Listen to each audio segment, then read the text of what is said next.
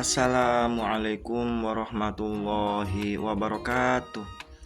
Alhamdulillah wassalatu wassalamu ala rasulillah Sayyiduna wa maulana Muhammad ibni Abdillah wa ala alihi wa sahbihi wa mawalah, amma ba'd.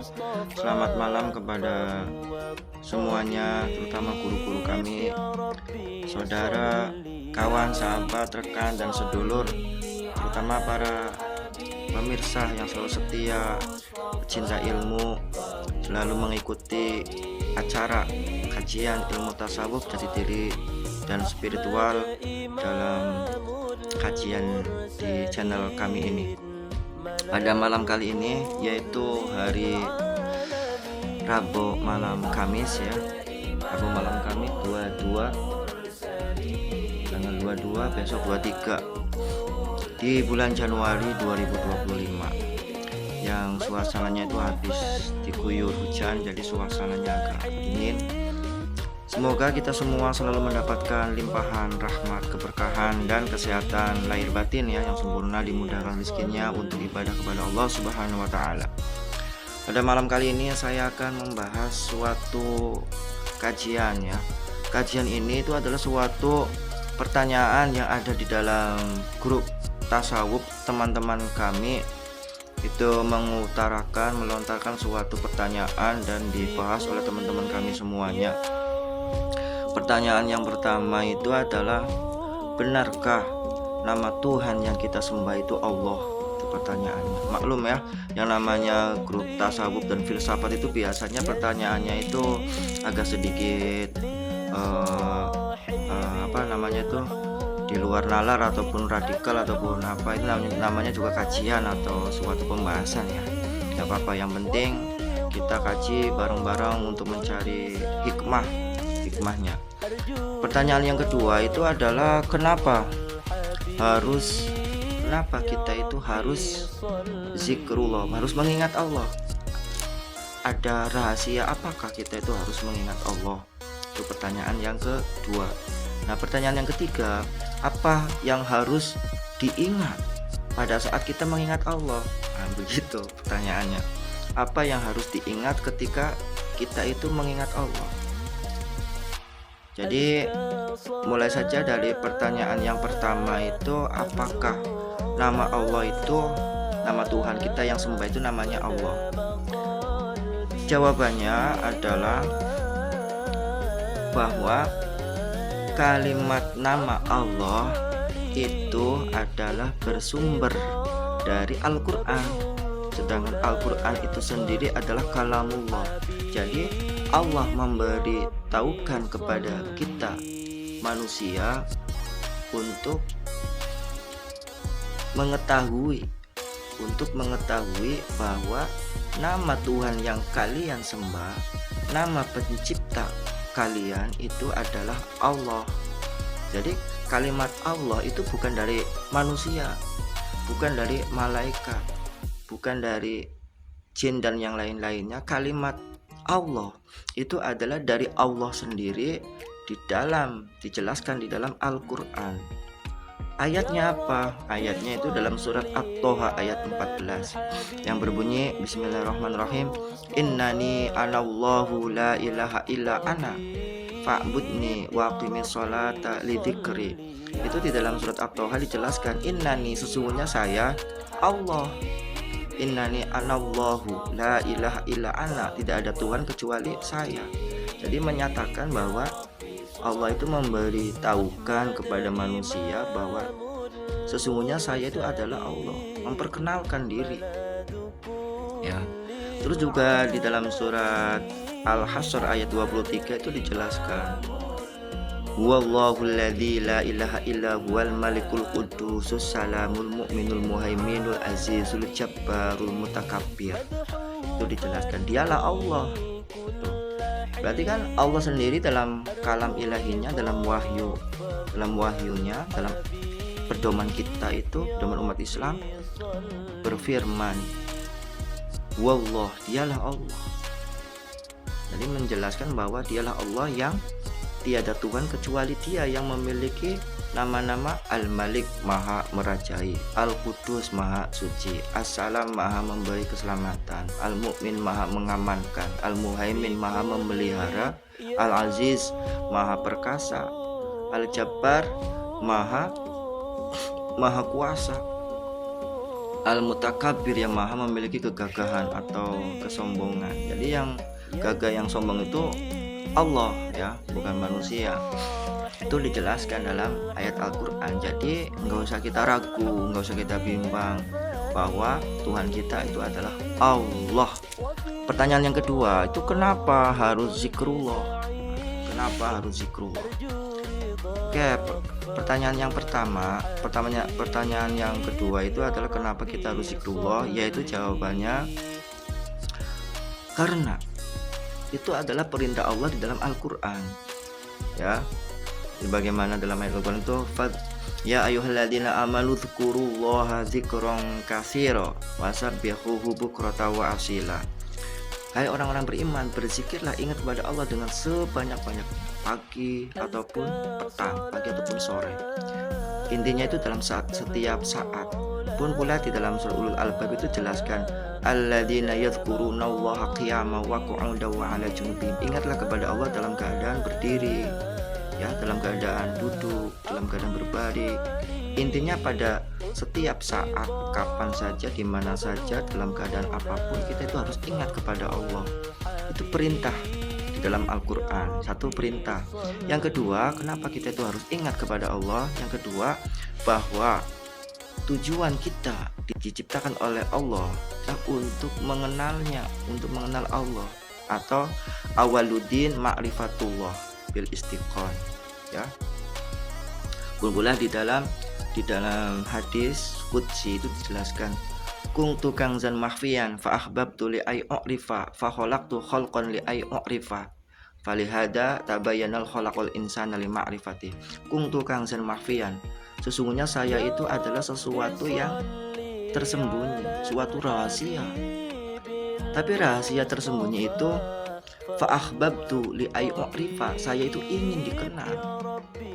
Fa khalaqtu khalqa li ay u'rifa, maka Allah menciptakan makhluk li ay u'rifa, untuk dikenal, agar ingin dikenal. Seperti itu ya. Nah, bagaimana cara mengenalnya Allah?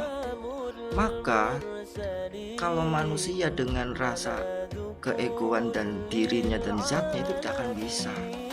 Maka caranya itu la yu'rifullah illallah, tidak akan mengenal Allah kecuali dengan Allah.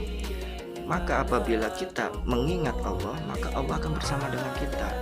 Ana indadzoni abdi wa ana ma'ahu idza dzakaroni. Sesungguhnya Allah itu bersama sangkaannya, ya, sesuai dengan sangkaan hambanya.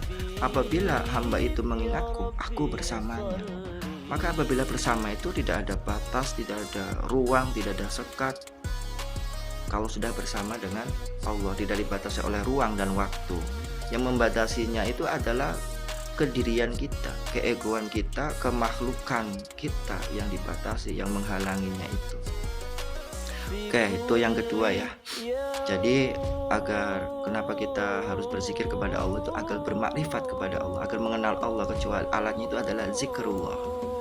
Yang ketiga itu adalah untuk membentengi setan, untuk membentengi setan. Sebagaimana di dalam ayat Al-Quran itu kan dijelaskan, qala fa bima aghwaytani laqudanna lahum siratal mustaqim. Iblis itu berkata, karena aku telah dilaknat oleh Allah, laqudanna lahum, maka kami akan menyesatkan mereka, akan menyimpangkan mereka. Mereka itu siapa? Mereka anak cucu Adam. Karena dendam kepada Adam, dendamnya sampai ke anak cucu. La'aqudanna lahum siratal mustaqim, untuk menyimpangkan dari jalan yang lurus. Jalan yang lurus itu adalah jalan kebaikan, jalan keridhaan Allah. Terus mereka itu apa? Iblis itu dan pasukannya itu, bala tentaranya setan itu, tsumma la'atiyannahum min baini aydihim wa min khalfihim wa an aymanihim wa an syama'ilihim wa la tajidu aktsaruhum syakirin. Mereka itu akan datang dari depan, dari belakang. Terus wa an aimanihim dari kanan, wa an syama'ilihim dari kirinya. Wala tajidu aktsarohum syakirin. Tujuannya agar mereka itu jangan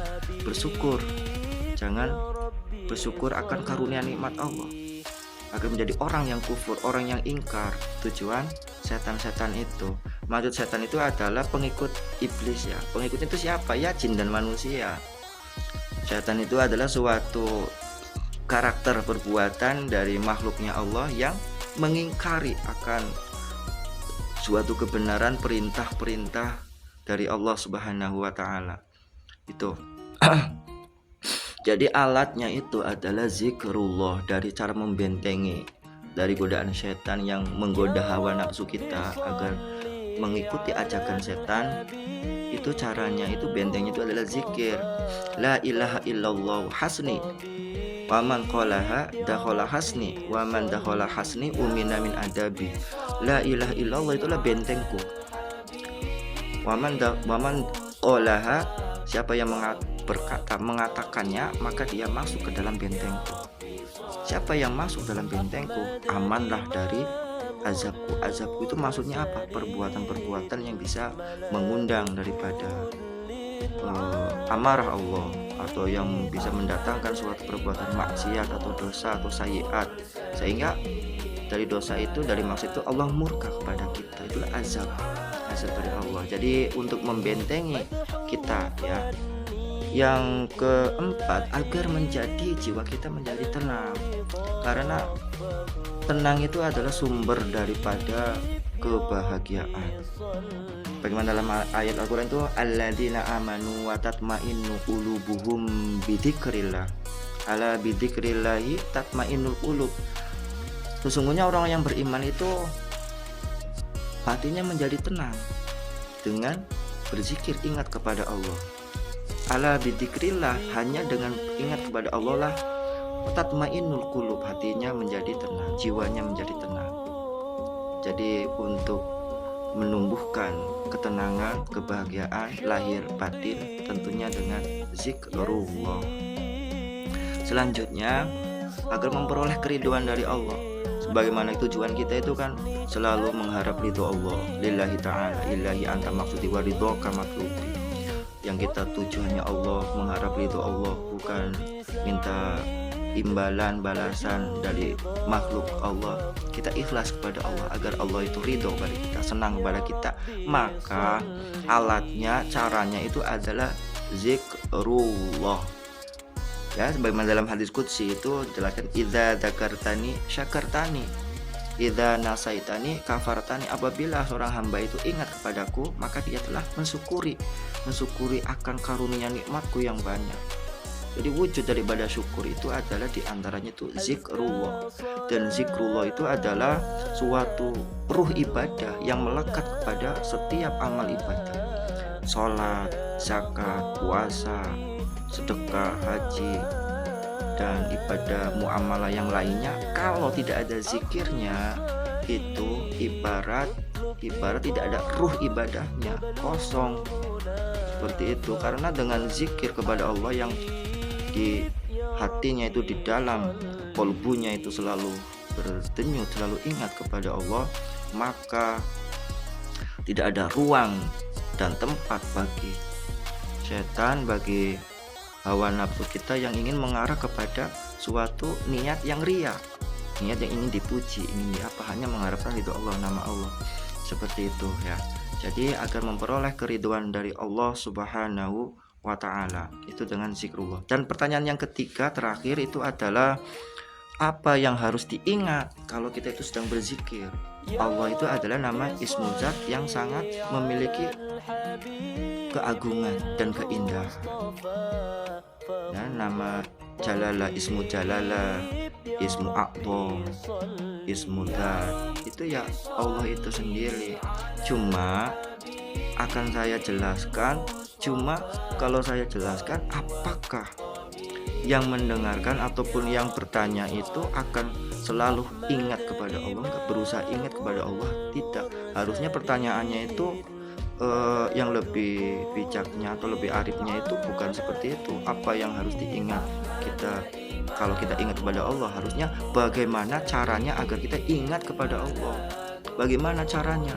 Karena pertanyaan itu pernah ditanyakan dari Sayyidina Ali, sahabat Nabi Sayyidina Ali, ya, ponakan dan menantu Nabi Muhammad SAW, bertanya kepada Rasulullah, ya Rasulullah, tolong kasih tahu, beritahu kepada kami amalan yang sangat dicintai oleh Allah. Dengan amalan itu cepat kembali kepada Allah, dengan amalan itu mendapat ridho Allah. Kasih tahu amalan yang sangat cepat, sangat mudah, dan sangat istimewa. Maka Nabi Muhammad menjawabnya zikrullah, ingat kepada Allah, kata Nabi Muhammadnya. Zikir yang bagaimana wahai Rasulullah? Dijelaskan oleh Nabi Muhammad, la ilaha illallah. Kenapa la ilaha illallah tuh? Afdalu qultu ana wan nabiyyu min qabli la ilaha illallah. Utama-utamanya kalimat aku dan nabi-nabi sebelum aku itu kalimat itu la ilaha illallah. Tuh. Jadi terus bagaimana caranya wahai Rasulullah? Kalau dengan kalimat itu bisa untuk mendekatkan diri kepada Allah, bisa sampai kepada Allah, dengan kalimat itu mendapat ridho Allah dan kedekatan yang sangat usul atau sampai kepada Allah, makrifah kepada Allah, maka bagaimana caranya?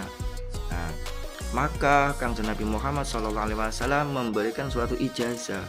Kalau istilahnya itu ijazah, kalau istilah tasawufnya itu adalah talqin, ditalqin. Maka Sayyidina Ali itu mengikuti, wahai Ali, pejamkan matamu, terus ucapkan kalimat yang saya akan ucapkan 3 kali. Maka Sayyidina Ali mengikuti kalimat la ilaha illallah yang diucapkan oleh Nabi Muhammad selama 3 kali. Itu adalah cara untuk agar kita itu melekatkan, memasukkan kalimat la ilaha illallah. Nah, juga ada dalam kalimat la ilaha illallah itu ada nafi, ada isbat. Maka isbatnya itu adalah zikir ismu dat, zikir khafi yang ditanam di dalam hati agar selalu ingat kepada Allah, selalu ingat kepada Allah dimanapun, kapanpun, dan dalam keadaan apapun. Walaupun sampai di WC pun harus ingat. Karena apa? Karena dalam hati, tidak diucapkan oleh mulut, tidak bisa didengar oleh telinga. Maka dengan kalimat ismu zat itu, terus baru setelah itu sudah melalui proses talqin, karena sudah masuk kalimat thayyibahnya itu dalam ruh kita, melalui guru, mursyid, pembimbing yang sudah ma'rifatullah, sudah sampai kepada Allah, sehingga maka dengan kalimat ismu zat itu, ismu jalalah itu memiliki suatu kandungan arti. Nah, dari huruf alif lam ha-nya itu akan mengandung suatu arti. Alifnya itu adalah alif ismu wahdah, nama Allah ahad. Nama Allah ahad dalam sifatnya sifat wahdaniyah. Jadi ismu wahdaniyah, ismu ahad dan sifat wahdaniyah. Kenapa? Karena dari asma ahad, ahadun ahad, yang tidak ada penyekutuan itu memiliki suatu sifat wahdaniyah. Wahdaniyah itu apa? Kesatuan yang meliputi, menyeluruh, tanpa ada celah semuanya.